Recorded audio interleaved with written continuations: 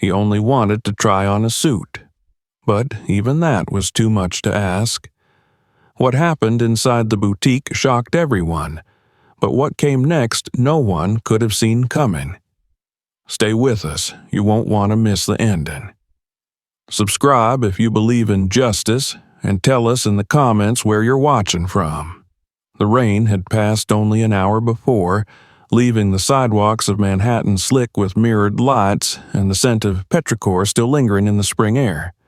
Traffic hummed faintly, cab tires swishing through puddles, and the chatter of pedestrians layered into a low urban symphony. Among them walked a tall, quiet man in a linen shirt, canvas trousers, and shoes that had long since lost their shine.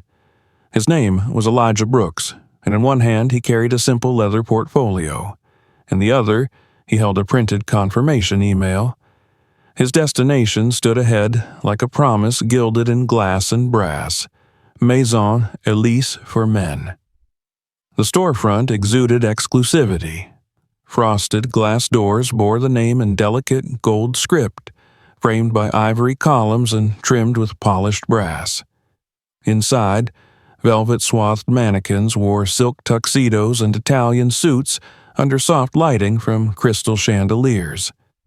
It wasn't just a boutique, it was a cathedral for the elite, a shrine to luxury menswear. The kind of place where millionaires were measured not just in dollars, but in tailoring. Elijah paused in front of the door, adjusted the strap of his worn leather satchel, and stepped inside. The scent of cedar and leather filled the air. Inside, 4 staff members stood behind a marble counter, all clad in sharp black uniforms. They turned in unison at the sound of the chime above the door, eyes moving in perfect sequence to the newcomer. He didn't belong, and they knew it instantly. Amanda Royce, the boutique manager, stood at the center of the group. Her icy blonde hair was coiled into a flawless bun, her face expertly made up, her voice smooth like velvet soaked in vinegar. "Can we help you?" she asked, her eyes scanning Elijah from head to toe. "Yes," Elijah replied calmly. "I have an appointment. 11 o'clock. Custom fitting. Elijah Brooks." He reached into his satchel and handed her the printed confirmation. Amanda didn't even pretend to hide her amusement. She glanced at the page for a second, then looked back at him. "I think there's been a mistake," she said. "We don't offer walk-ins. Our suits begin at $15,000. This is a private atelier." Elijah's face remained unreadable. "This was scheduled 2 weeks ago. I placed a deposit. It's a custom commission." Behind Amanda, the youngest of the team, Courtney, a junior stylist barely out of college, let out a half laugh and whispered, not quietly enough, "He came for a fitting?" Another employee, Caroline, tapped into a tablet behind the counter. "I'll check," she said, clearly humoring the situation more than solving it. While Caroline looked, Amanda tilted her head and looked Elijah up and down again. "Are you sure you're in the right place, Mr. Brooks?" He said nothing, only met her gaze. Courtney had already pulled out her phone and hit record. Her voice, sugary sweet and fake, filled the space. "Hey guys, you're not gonna believe who just walked in here. Watch this." Caroline looked up, her expression shifting. "He's on the list," she said reluctantly. "Initials EB, deposit confirmed, custom design. It's there." Amanda's lips thinned. "Must be a system error. We don't allow fittings for unverified clients." "I worked directly with Elise Morrow," Elijah said, still calm. "She approved the sketch herself." That drew laughter from Courtney. "Elise? She's been in Milan for 6 months." "Then perhaps you could call her," Elijah replied.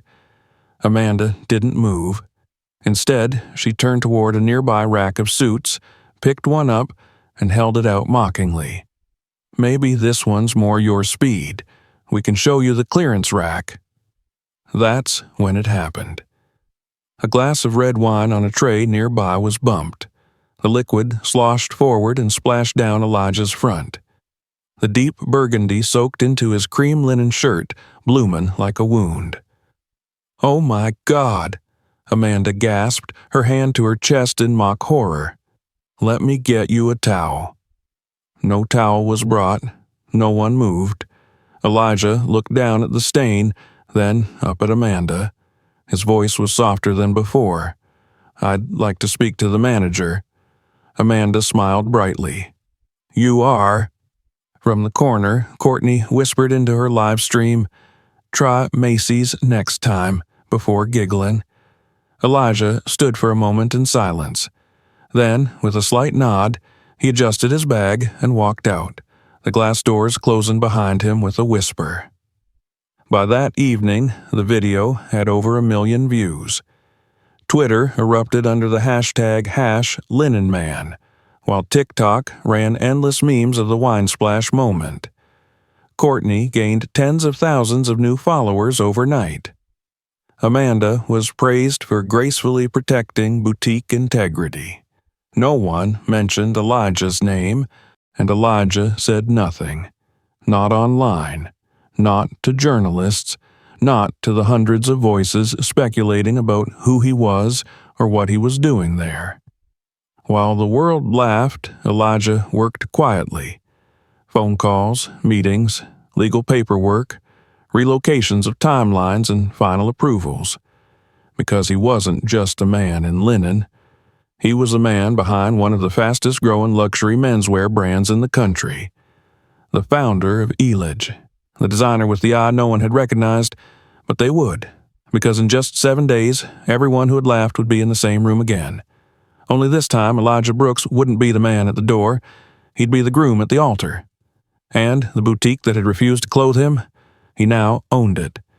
The video continued to spread like wildfire, its views doubling, then tripling as news outlets picked it up. On TikTok, it was set to remix tracks. On Twitter, it was dissected in threads, both mocking and sympathetic. Courtney's follower count skyrocketed. She gave interviews where she laughed off the event as a misunderstanding and claimed the man had clearly walked into the wrong store. She didn't use his name, none of them did, because none of them had bothered to learn it. To them, he was just a moment, a meme, a punchline. Amanda Royce basked in the attention. She told her staff and followers that moments like this proved they had standards worth defending. Caroline reposted the video with a caption about protecting luxury spaces. Leo shared it with a laughing emoji and a quote, "If you know, you know." They didn't. While the world laughed and reposted and judged, Elijah Brooks remained silent. There was no tweet storm, no statement, no video of his own. He didn't argue or explain. He disappeared from view, at least from the world's. But in the quiet of his Brooklyn studio apartment, he moved with purpose. He reviewed contracts. He met with his legal team. He approved final renderings and fast-tracked meetings that had been weeks away. He was neither hiding nor retreating. He was preparing. The space he lived and worked in was a minimalist haven. Concrete floors polished to a soft glow. Floor-to-ceiling windows overlooking a fire escape and the low hum of the street below. A single long table served as both sketching surface and meeting desk. Fabric samples lay in neatly organized trays.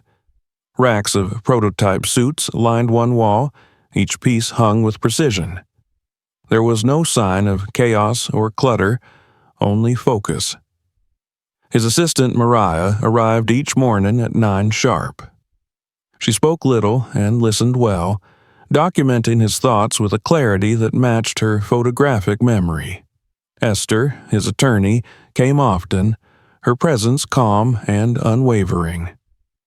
She sat in silence for long stretches, then spoke exactly what needed to be said. And then there was Carter. Carter Haywood came without fanfare.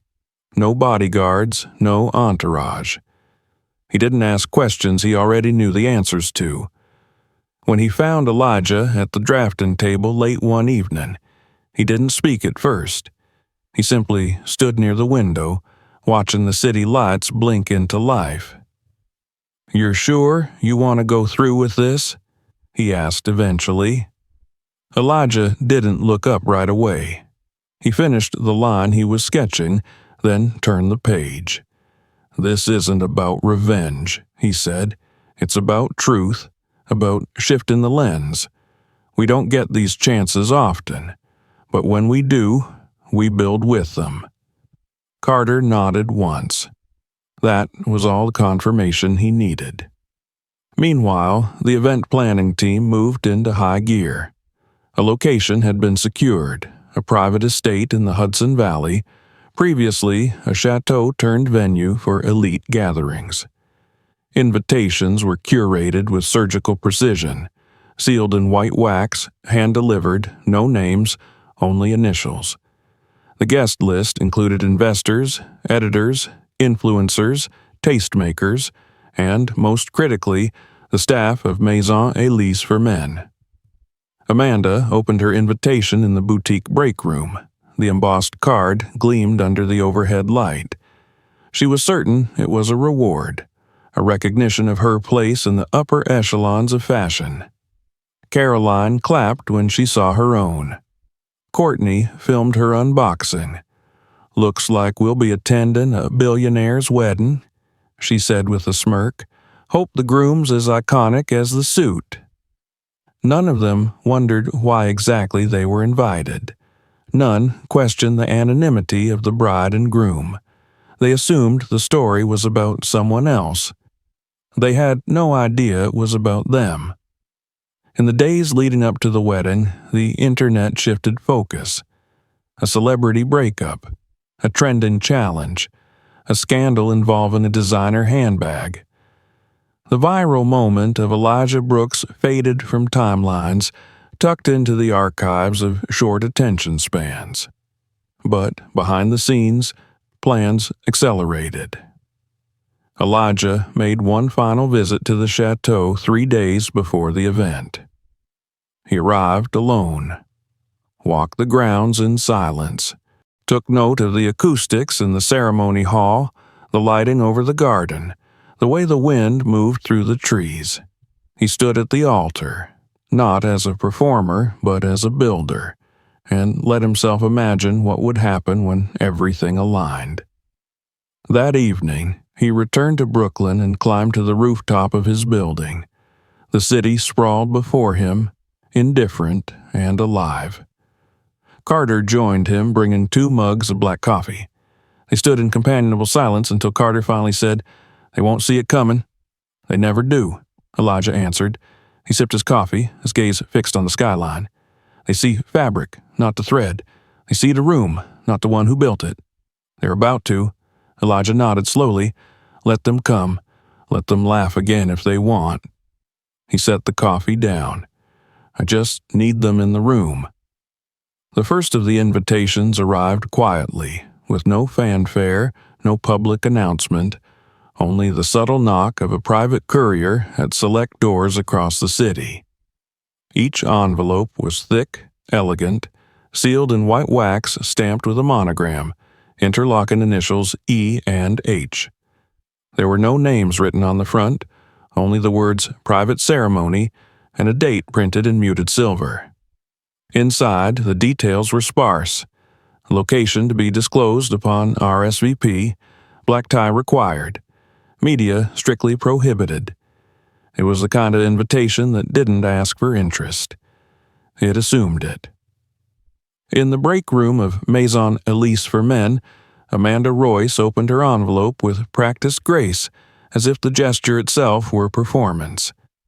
Caroline looked on, already holding her own invite, the corners trembling slightly between her fingers. "It's definitely the wedding of someone big," Amanda declared. "Probably a royal or a tech billionaire." She smiled as though she had personally made it happen. "Proof that our boutique is attracting the right kind of attention." Courtney filmed her unsealing moment for her growing following. "Looks like I'll be seeing the groom after all," she whispered to the camera, captioning her clip with #invited-only and a wink emoji. Theo rolled his eyes, but posted a filtered photo of the envelope on his story anyway.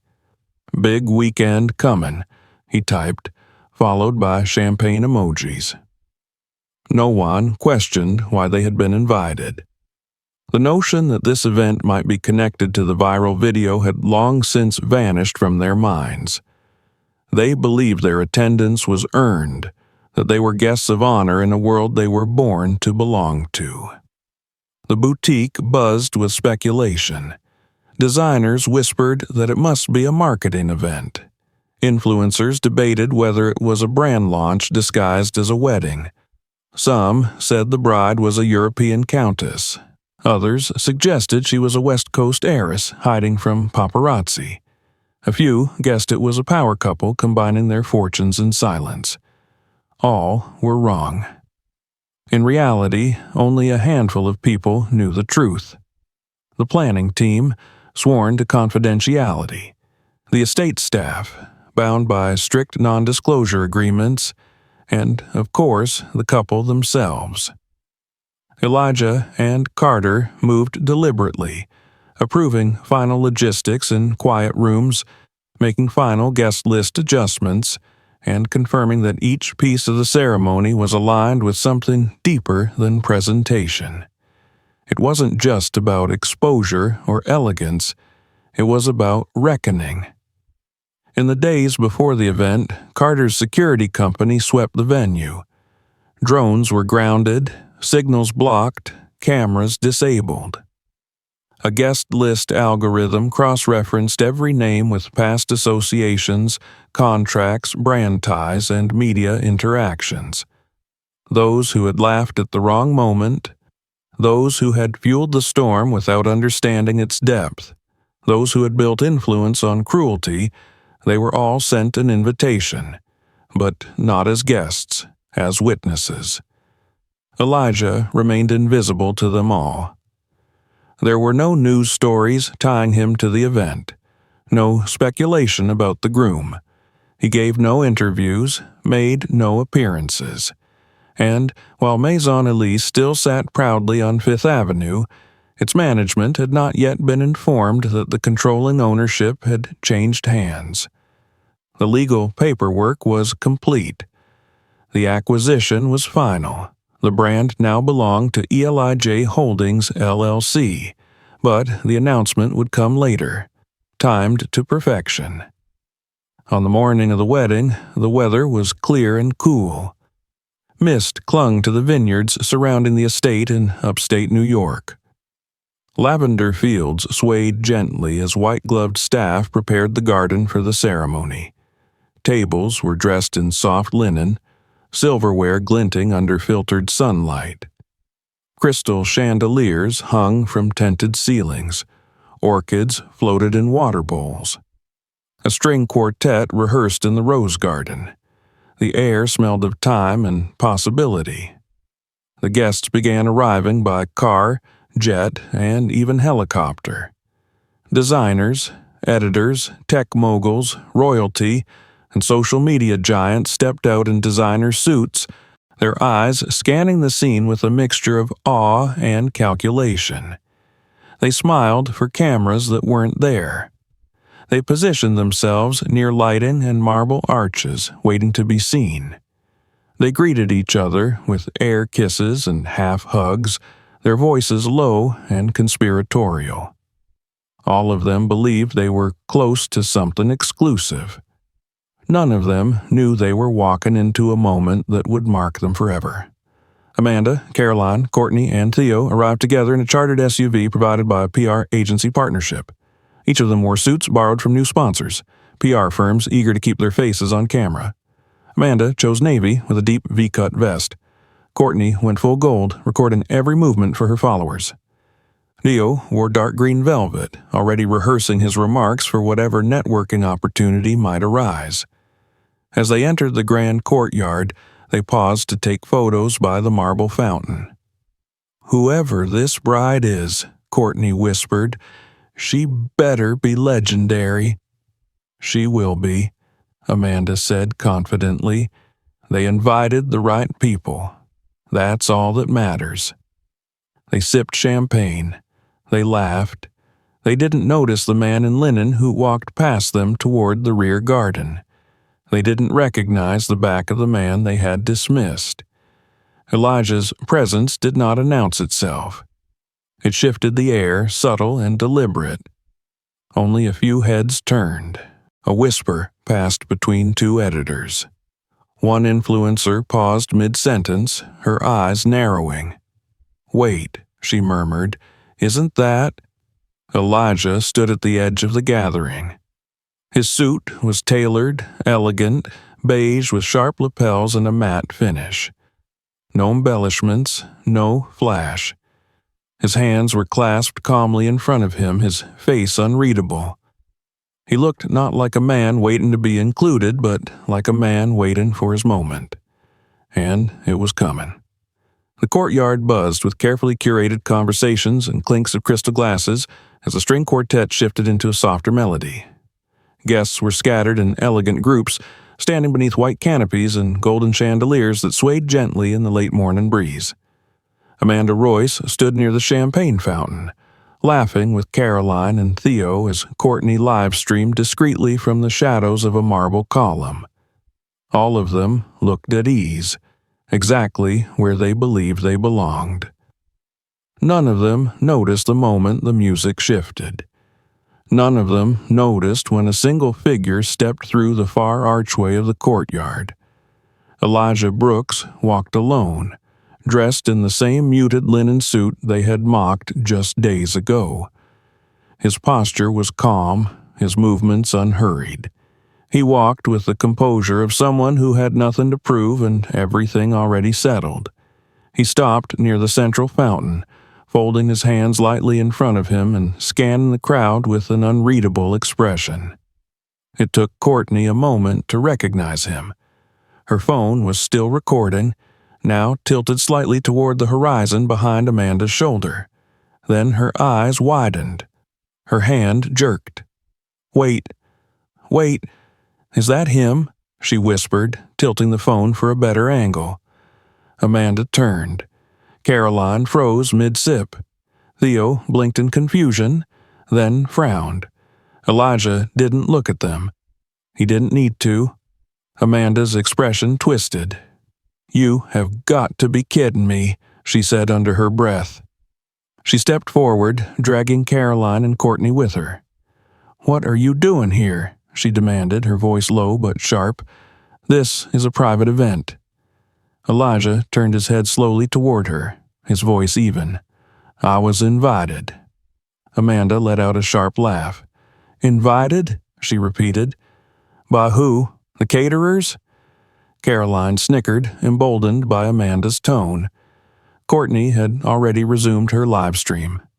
"Hey guys," she whispered to her viewers, "guess who decided to crash a billionaire's wedding?" Elijah didn't answer. He looked past them, scanning the space with patient calm. Amanda stepped closer, placing herself directly in his path.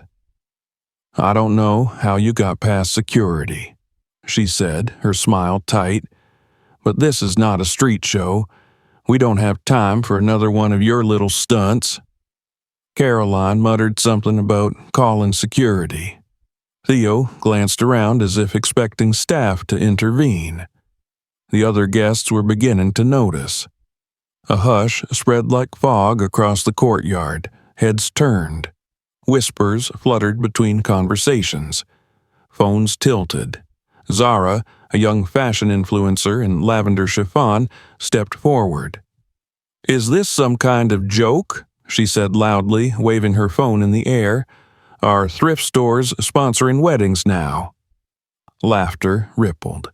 Another guest tossed a pink macaron, which struck the hem of Elijah's suit jacket and crumbled onto the stone path. Still, he didn't flinch. Not when another voice shouted, "Back to Brooklyn, buddy!"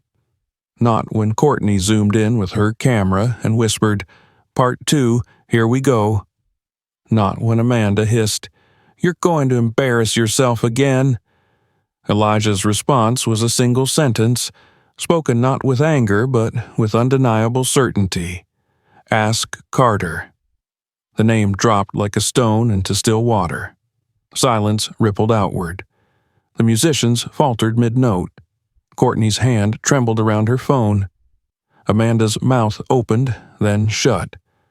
"What did you say?" she asked, voice thinner now. "I said," Elijah repeated, "ask Carter Haywood." Before Amanda could respond, movement came from the far end of the courtyard.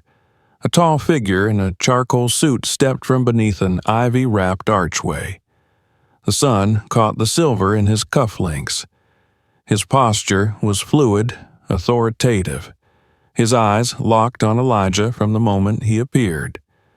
Carter Haywood did not glance at the crowd. He did not look at Amanda or Courtney or the others frozen in place. He walked straight to Elijah, his pace unhurried, his presence magnetic. When he reached Elijah, he took his hand without ceremony and threaded their fingers together. It was not a gesture for show. It was quiet, natural, undeniable. Then he lifted Elijah's hand and pressed his lips gently to the knuckles. The courtyard gasped. "He's with him," someone whispered. "No," said another, more stunned. "No, that can't be." "That's the groom. That's the guy from the video." Carter finally turned to face the crowd. His voice was calm and clear. He didn't raise it, but it cut through the courtyard like glass. "Allow me to introduce you," he said, "to my fiancée." No applause followed, just silence, thick and stunned. A glass fell somewhere near the back and shattered. Amanda took a step backward. Caroline's hand went to her mouth. Courtney stared into her phone's lens, streaming the moment to thousands in real time, her words gone. "His name is Elijah Brooks," Carter continued. "He is the love of my life, and we will be married today." The ripple of realization spread like shockwave. Some people blinked, others exchanged glances. A few instinctively checked their phones. No one moved. "And since there's been so much speculation," Carter went on, "let me clarify a few more things. Elijah is not a trespasser. He's not a joke. He's not pretending to be someone he's not." He paused, looking around the courtyard. "He is the founder and creative director of ELIJ, the brand many of you have worn, praised, photographed, and monetized. He built it from the ground up alone, with no help, no press, and no shortcuts." More whispers. Someone let out a breathless, "Oh my God." Elijah stood unmoving, his expression still unreadable. "And, as of last week," Carter added, "Elijah Brooks is also the majority shareholder of Maison Elise for Men." The silence broke, gasps, shuffling feet, a wave of disorientation. Amanda clutched Caroline's arm. Courtney's phone shook in her hand. "He owns the boutique now," Carter said quietly. "Fully. Permanently." Elijah still had not spoken. He didn't need to. Carter's voice dropped slightly. "Some of you mocked him, live-streamed him, laughed at his clothes, his skin, his silence. You judged him not by his vision, not by his work, but by his outfit." He nodded once toward a woman standing by the catering tent. "Elena?" A tall woman in a slate-gray suit stepped forward holding a sleek tablet. Elena Ruiz, Elijah's chief of staff, moved with effortless command. "Elena," Carter said, "name them." Elena didn't hesitate. "Amanda Royce, Caroline Dunst, Courtney Blake, Theo Voss, Zara Kane." She looked up. "You are hereby dismissed from all existing and future partnerships with ELIJ and its affiliated properties, effective immediately." Security appeared quietly at the edges of the courtyard. No handcuffs, no shouting, just presence. Amanda's voice broke first. Wait, no, this is a misunderstanding." Caroline paled. Theo looked like he might throw up. Zara cursed under her breath. Courtney began to cry. "I didn't know," she whispered. "I didn't know who he was." A guard gently took her elbow. "You didn't need to know who he was," Elena said evenly. "You just had to be decent." The staff was led away in silence. Amanda's heel caught on a stone step and tore her gown. Caroline stumbled. Theo kept his head down. Zara muttered furiously. Courtney's stream ended as her phone was taken from her. Elijah stood still through all of it, his hand still in Carter's. He had not spoken a single word since they entered, and yet every voice in the courtyard now waited for his. The ceremony hall was grand and silent, its vaulted ceilings painted with constellations and framed by chandeliers that glowed like suspended galaxies. Rows of chairs lined with gold trim faced the altar, which was bathed in soft amber light and framed by white orchids and cascading greenery. Guests sat with champagne in hand, the hum of earlier conversation now replaced by murmurs of disbelief and uncertainty. The recent events in the courtyard still echoed in their minds: the revelation, the names called out, the quiet removal of the boutique staff they had seen only days ago on social media, celebrated for their supposed wit. Now those same individuals were being escorted away, exposed not as tastemakers, but as cautionary tales. At the far end of the aisle, Carter Haywood stood alone, his black suit pressed to quiet perfection, his cufflinks bearing the stylized E of his fiancée's brand. He waited without impatience, his expression composed, his gaze fixed forward. He did not pace or fidget. The guests noticed this and whispered among themselves. Some speculated that perhaps the bride, now obviously not a bride at all, had changed her mind. Others wondered if this was all an elaborate performance. Still, no music played. The room held its breath. Then the heavy oak doors at the back of the hall creaked open. Elijah Brooks entered the space not as a figure of ridicule or curiosity, but as something altogether different. He wore a suit unlike any the guests had ever seen. Ivory, tailored to precision, embroidered along the collar and cuffs with platinum thread, stitched with delicate diamonds that shimmered not with extravagance but with purpose. The fabric moved with him like it had been poured onto his frame. The train of the jacket flowed behind him like a river of silk. No one could deny the quiet power of his presence. He walked alone. No handler, no stylist, no one to announce him. There was no veil, no performative entrance music, only the echo of his footsteps on polished stone. His hair was cropped close, his face freshly shaved, his expression steady. His skin glowed in the candlelight, not with product, but with peace. Every eye followed him, every breath paused. Phones were lifted, then slowly lowered. No one wanted to interrupt this moment. He reached the altar and stood across from Carter. The two men exchanged no words, only a quiet look that held years of trust and understanding. Their hands found each other's naturally, fingers interlacing like two halves of something long complete.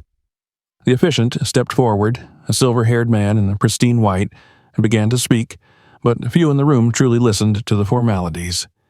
When the time for vows arrived, Carter went first. "I've built towers and crossed oceans," he said, his voice low and unwavering, "but none of it means anything compared to this moment. You held your silence when others shouted.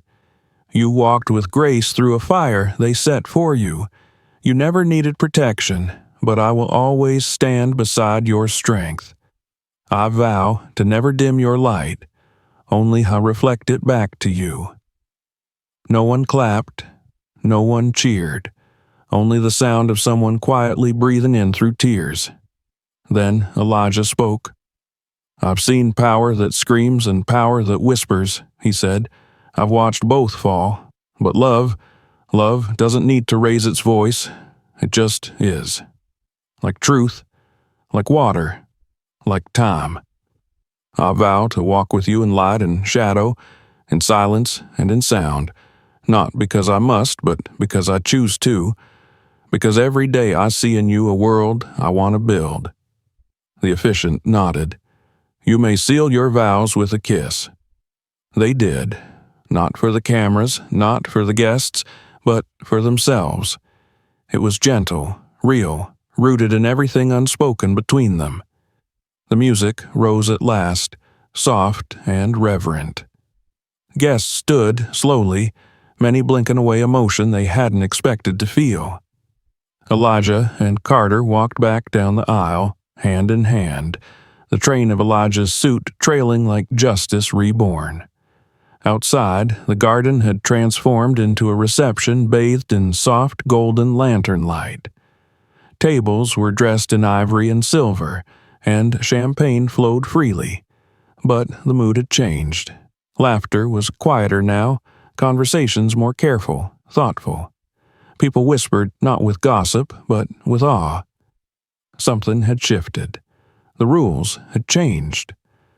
Toward the edge of the garden, Elena Ruiz stood reviewing final contracts. With the merger complete, the official acquisition of Maison Elise for Men was executed.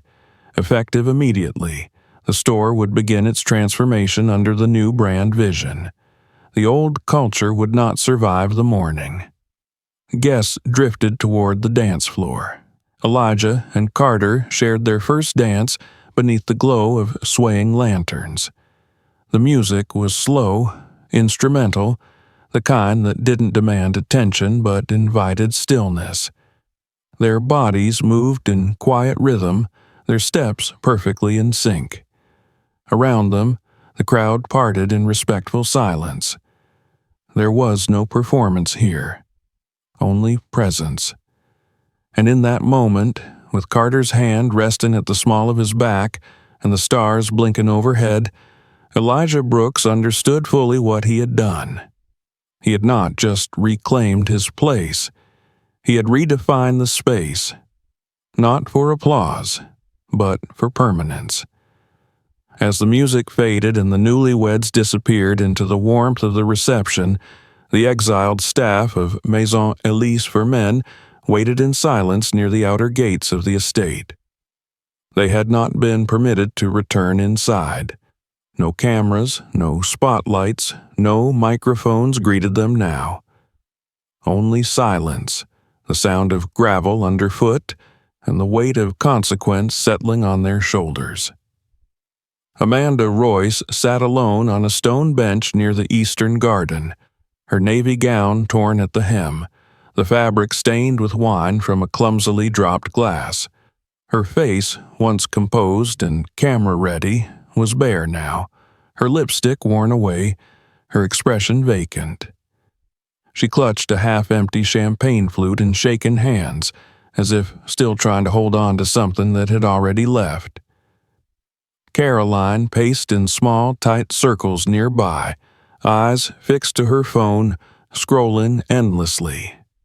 Her thumbs trembled with desperation as she searched for messages from sponsors, from the boutique, from anyone who might explain how to undo what had just occurred. She found none. The silence in her inbox was more damning than words. Courtney stood by the drink table they had been barred from touching. Her golden dress, once a beacon of borrowed luxury, now seemed too bright under the garden lights. Her eyes were glassy, rimmed with smeared mascara. Her phone had been confiscated earlier by Elena's staff, and now her hand twitched occasionally, as if still reaching for it. She hadn't spoken since the ceremony ended.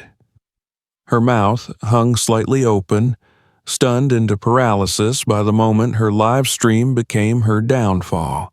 Zara muttered curses under her breath as she paced between hedges, the lavender chiffon of her designer gown snagging on thorns. She had come to network, to grow her brand. Now she stared at the gates as if they were prison bars.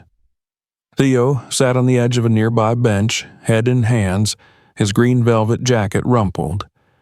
He looked up once at Zara, but said nothing. The bond of their shared mockery had dissolved into silence. No one laughed now. Security stood nearby, not imposing, but firm. Their presence alone reminded the group that this was not their space anymore. No dramatic exits were needed, no scenes, only the cold clarity of dismissal. Inside the estate, the reception continued in soft waves. The guests whispered still, but now their voices carried questions instead of assumptions. Many had seen the video. Many had reshared it. Some had laughed. Others had scrolled past. But now, seated only yards from the man at the center of that moment, they found themselves reckoning with what their silence had allowed. Under the swaying lanterns, wine glasses clinked with less confidence. Laughter came more slowly. Poses became still. The mood had shifted not from celebration to shame, but from performance to reflection. Elijah moved through the garden with a quiet grace, stopping to thank guests, shaking hands, accepting warm words from those brave enough to admit they had judged too quickly. Carter stayed nearby, his presence steady, unassuming. He didn't lead Elijah. He walked with him, never in front, never behind, as equals. At the far edge of the tented reception area, Elena Ruiz stood among a circle of fashion editors, all of them now eager to understand the direction of the Maison Elise brand. She spoke without theatrics, explaining the restructuring, the leadership shift, the training programs to come. One editor asked about the previous staff. Elena responded calmly, "They are no longer with the company. As of today, we begin again."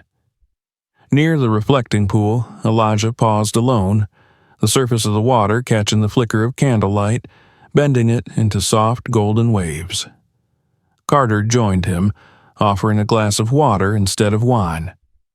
Elijah accepted it with a nod.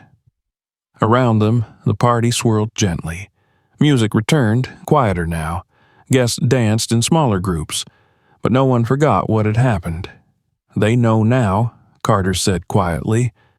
Elijah nodded once. "Good." "You didn't just change the room," Carter added. "You changed the rules."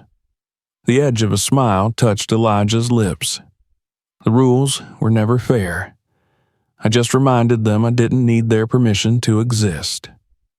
Later, as the stars wheeled silently above the chateau, the celebration softened. People drank deeper, spoke more honestly.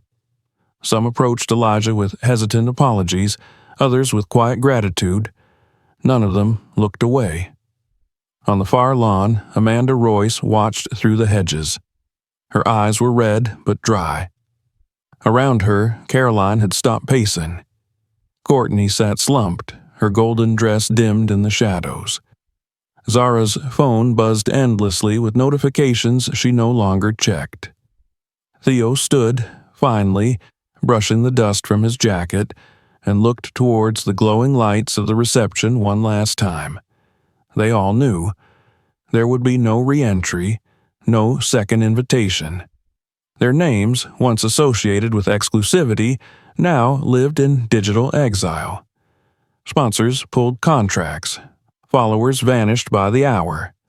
Brands they had once championed released quiet statements distancing themselves. The backlash wasn't loud. It was thorough.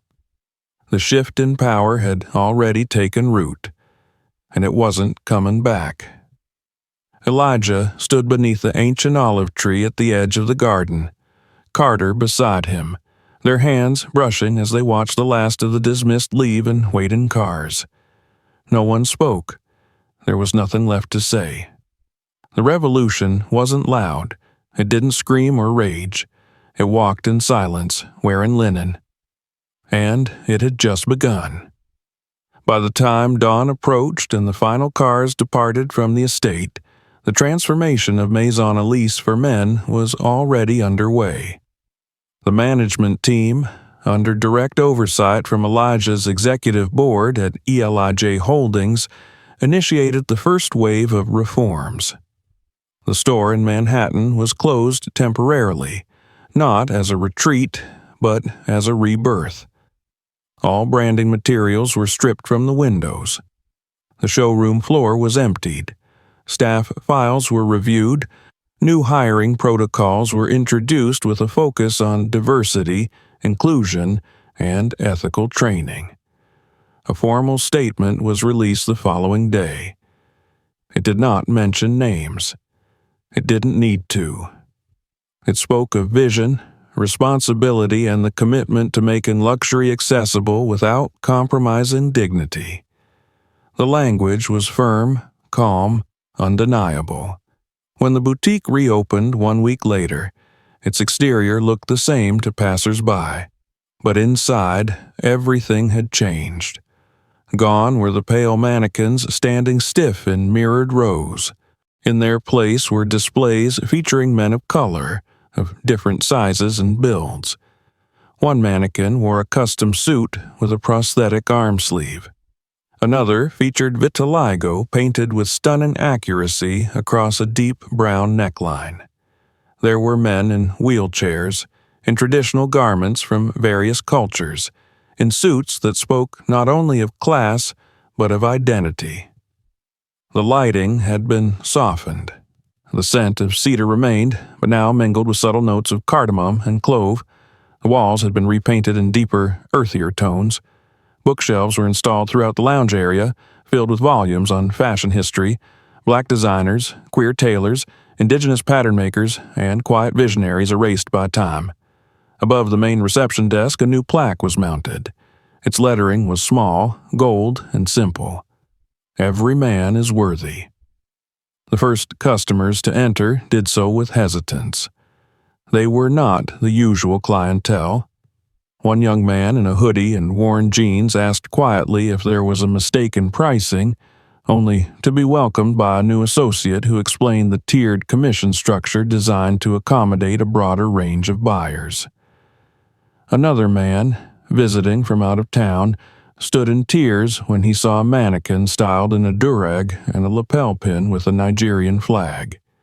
"I didn't know this place could be for me," he whispered. The associate nodded. "It's for you now." Word spread quickly, not through press releases or influencer campaigns, but through lived experience. Men who had once felt out of place in high fashion now entered the boutique with dignity. Fittings became conversations. Tailoring appointments became collaborations. There were no longer judgments passed in glances. There was presence. There was room. There was space for becoming. Elijah stayed out of the spotlight. He declined interviews. He turned down features and declined to appear in brand campaigns. Instead, he released a single written statement on the ELIJ website. This is not a rebrand. It is a return to purpose. The press responded with awe. Fashion outlets that had once published mocking headlines about linen and humility now celebrated the elegance of restraint. Blogs retracted their earlier mockery and ran new features about the philosophy of ELIJ. Analysts coined the term the Elijah effect to describe the rapid shift in consumer expectations and the embrace of meaningful luxury. The boutique's sales rose, but more than that, its reputation became something new, not intimidating but inspiring. Within the boardroom, Elijah directed quietly. He insisted on transparency at every level. The new training curriculum focused on anti-bias education, cultural literacy, and design sensitivity.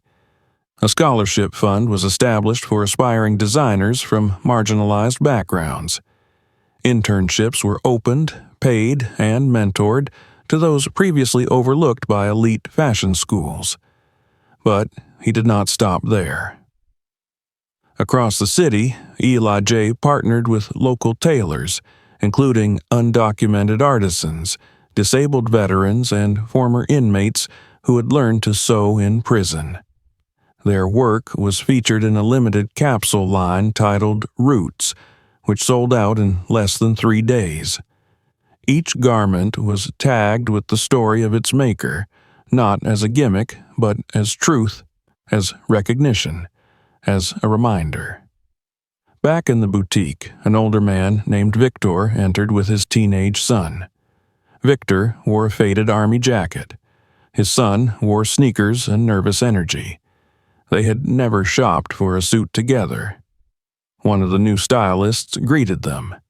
The son pointed at a mannequin in a charcoal suit with bold stitching across the shoulders. "Can I try that one?" he asked.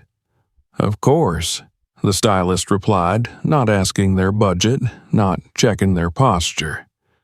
As the young man turned to look in the mirror, his reflection held not just a new shape, but a new story, one in which he belonged. And above them, mounted near the fitting rooms, another small gold plaque glimmered in the morning light. It read, not with Brandon, but with a promise. "This room is yours." And for the first time in the boutique's history, it was. The morning after the final press waves settled and the last retractions had been printed, Elijah Brooks stood barefoot on the rooftop of his Brooklyn apartment, wrapped in a long robe the color of cream. The city below stretched outward in silence, its rhythm still sluggish with dawn. In his hand was a mug of tea, steam curling upward and disappearing into the pale sky. His curls were loose now, his face bare. The robe shifted gently in the wind. He had not slept much, but there was no heaviness in him, only clarity. Behind him, the rooftop door creaked open. Carter stepped out, wearing the same linen shirt from the night before, the collar unbuttoned, his sleeves rolled. He came to Elijah's side without a word, slipping an arm around his waist. They stood that way for a long moment, gazing over the awakening city. "They're calling you a revolutionary," Carter murmured. Elijah didn't smile, but the edges of his mouth curved, his voice soft and steady. "Good. Let's keep it that way." Later that day, as the team gathered in the studio below, Elijah met with Mariah, Elena, and the rest of the new executive staff. The windows flooded the room with light. On the long table lay rolls of fabric, sketches, laptops open to planning decks, and a whiteboard filled with initiatives. Elijah outlined the next phase, an international apprenticeship program with small-town artisans and tailors, partnerships with correctional programs to bring education in textile arts to incarcerated men, and an incubator for black and brown male designers under 30. He ended the meeting with the same phrase he had used to begin it. "We're not making suits. We're making space." That evening, he and Carter walked along the Brooklyn waterfront, the sun beginning to slide behind the skyline. They passed a food truck and a playground and then an ice cream cart where a mother and her young son were waiting. The boy, maybe 10, with dark skin and short braids, wore a faded hoodie and bright sneakers. He tugged on his mother's arm, his voice quiet but excited. "Mom, that's him. The one from the store." The mom turned, recognizing Elijah at once. She smiled, nodded gently. "That's him, baby." The boy stepped closer. "You're the one who made the suits for everyone, right?" Elijah knelt slowly to meet his gaze. "What's your name?" Amari the boy said with pride. Elijah nodded. "Well, Amari, you look like someone who's going to wear greatness." "Well," Amari hesitated, then asked, "Can I make suits too someday?" Elijah's answer came without pause. "Not someday, start now. You already can." The moment passed without spectacle, no cameras, no applause. But as they walked away, Elijah knew the work wasn't finished. It had only just begun. Back at the studio, Carter returned to his office while Elijah remained in the main design room alone. He unrolled a new bolt of fabric, laid his hands flat across it, and began sketching again. The form of a new suit took shape. A silhouette not just of status, but of power without arrogance of identity, without permission. That night, the studio windows glowed well past midnight.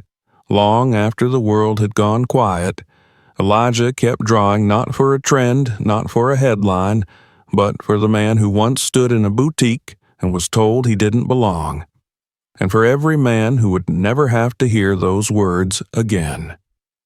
The revolution had never needed noise. Only direction, only truth. Only one person willing to say, "I am enough," and then build a door for the rest to walk through. And so he did. You've just witnessed a story that challenges everything we think we know about power, dignity, and change. What would you have done in that moment? If this story moved you, make sure to subscribe, leave a like, and drop a comment telling us how it made you feel. We read every one.